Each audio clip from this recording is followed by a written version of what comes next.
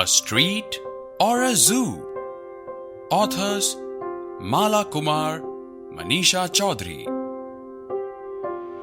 Sonu, Monu and Rina went out to play. While outside, they saw a kitten. She was looking at a big rat. "Oh, look!"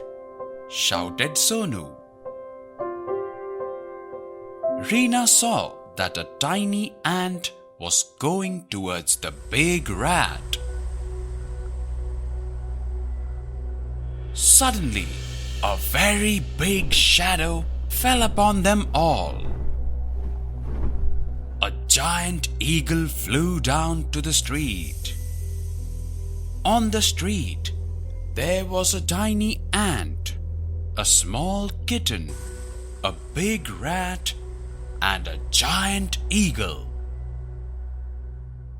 What would the three clever children do now? They clapped their little hands.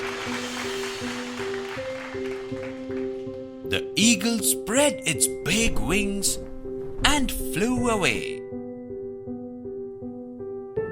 Rina made the ant climb onto a leaf. Then she left the leaf on a wall. The ant saw a grain of sugar. So she picked it up and ran home.